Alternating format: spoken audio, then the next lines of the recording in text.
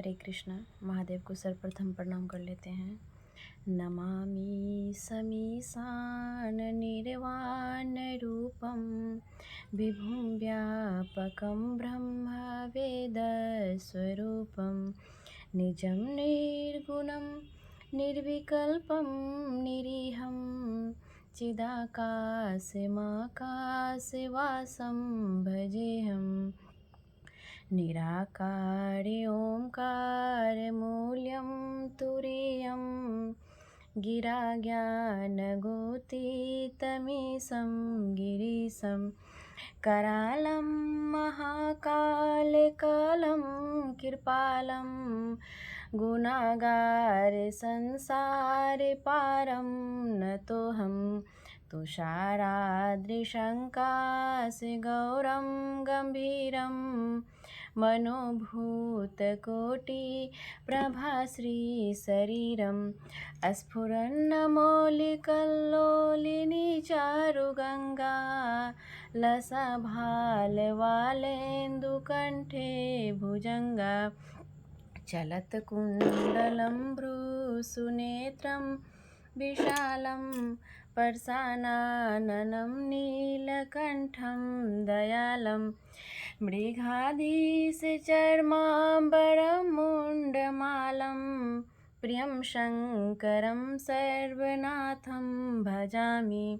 प्रचण्डं प्रकृष्टं प्रगल्भं परेशम् अखण्डम् अजं भानुकोटिप्रकाशं त्रयशूलनिर्मूलनं शूलपाणिं भजेऽहं भवानीपतिं भाव्यगम्यं कलातीतकल्याणकल्पान्तकारी सदा सच्चिदानन्ददाता पुरारी चिदानंद संदोह मोहापहारी प्रसीद प्रसीद प्रभो मन्मथारी नयावतु मानाथ पादारविन्दं भजन्ति लोके परे वा नरानं न तावत् सुखं शान्ति संतापनाशं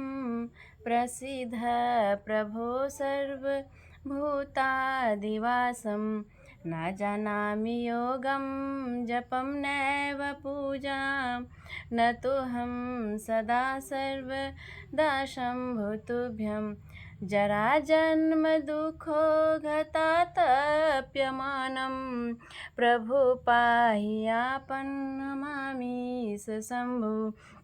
रुद्राष्टकमिदं प्रोक्तेन विप्रेण हरतोषे ये पठन्ति नरा भक्त्या तेषां शम्भो प्रसीदति। हरे कृष्ण। हरे कृष्ण। महादेव हर हर महादेव।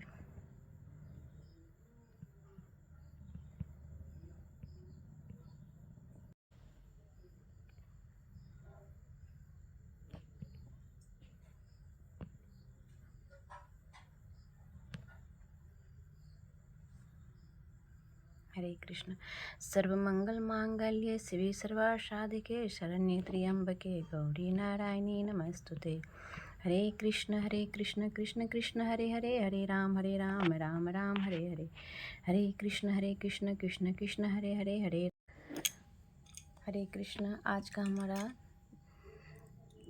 टॉपिक है श्रवण कीर्तन और मनन साधनों की श्रेष्ठता, जो कि तीसरा अध्याय में है।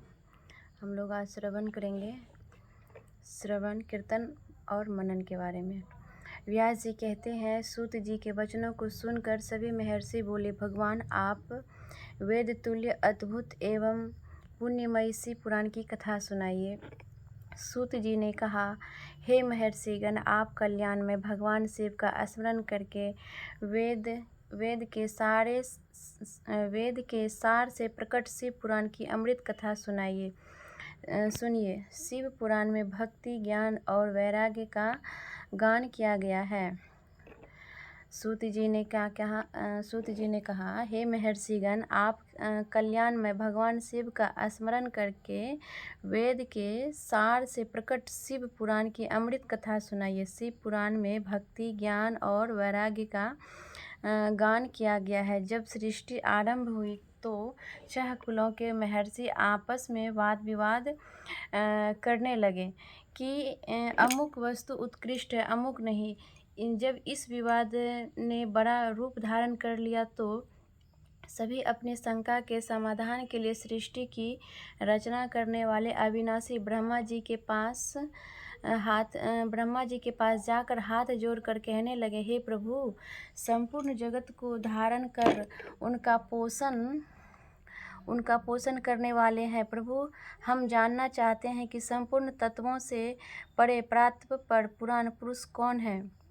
ब्रह्मा जी ने कहा, ब्रह्मा, विष्णु, रुद्र और इंद्र आदि से युक्त संपूर्ण जगत समस्त भूतों एवं इंद्रियों के साथ पहले प्रकट हुआ है। वे देव महादेव ही सर्वज्ञ हैं और संपूर्ण है। भक्ति से ही इनका साक्षात्कार होता है, दूसरे किसी उपाय से इनका दर्शन नहीं होता। भगवान शिव में अटूट भक्ति मनुष्य को संसार बंधन से मुक्ति दिलाती है। भक्ति से उन्हें देवता का कृपा प्रसाद प्राप्त होता है। जैसे अंकुर से बीज और बीज से अंकुर पैदा होता है, भगवान शंकर का कृपा प्रसाद प्राप्त करने के लिए आप सब ब्रह्मर्षि धरती पर सहस्त्र वर्षों तक चलने वाले विशाल यज्ञ करो। यज्ञपति भगवान शिव की कृपा से ही विद्या के सार तत्व साध्य साधन का ज्ञान प्राप्त होता है। शिव पद की प्राप्ति साध्य और उनकी सेवा ही साधन है। जो मनुष्य बिना किसी फल की कामना किए उनकी भक्ति में डूबे रहते हैं, वही साधक हैं। कर्म के अनुष्ठान से प्राप्त फल को भगवान शिव के श्री चरणों में अर्पित करना ही परमेश्वर की प्राप्ति का उपाय है तथा यही मोक्ष प्राप्ति का एकमात्र साधन है। साक्षात महेश्वर ने ही भक्ति के साधनों का प्रतिपादन किया है। कान से भगवान के नाम, गुण और लीलाओं का श्रवण, वाणी द्वारा उनका कीर्तन तथा मन में उनका मनन शिव पद की प्राप्ति के महान साधन है। इन साधनों से संपूर्ण मनोरथों की सिद्ध होती हैं। जिस वस्तु को हम प्रत्यक्ष अपनी आँखों के सामने देख सकते हैं उसकी तरफ आकर्षण स्वाभाविक है, परंतु जिस वस्तु को प्रत्यक्ष रूप से देखा नहीं जा सकता है उसे केवल सुनकर और समझकर ही उसकी प्राप्ति के लिए प्रयत्न किया जाता है। अतः श्रवण पहला साधन है। श्रवण द्वारा ही गुरुमुख से तत्व को सुनकर श्रेष्ठ बुद्धि वाला विद्वान अन्य साधन, कीर्तन और मनन की शक्ति वो सिद्धि प्राप्त करने का यत्न करता है। मनन के साथ इस साधन की साधना करते रहने से धीरे धीरे भगवान शिव का संयोग प्राप्त होता है और लौकिक आनंद की प्राप्ति होती है। भगवान शिव की पूजा, उनके नामों का जाप तथा उनके रूप, गुण, विलास के हृदय में निरंतर चिंतन को ही मनन कहा जाता है। महेश्वर की कृपा दृष्टि से उपलब्ध इस साधन को ही प्रमुख साधन कहा जाता है। हरे कृष्णा। हरे कृष्णा। आप सभी को अगर हमारी यह कथा अच्छी लगी हो तो प्लीज़ कमेंट में ज़रूर बताएंगे और हमारे चैनल को सब्सक्राइब कर देंगे। हरे कृष्णा।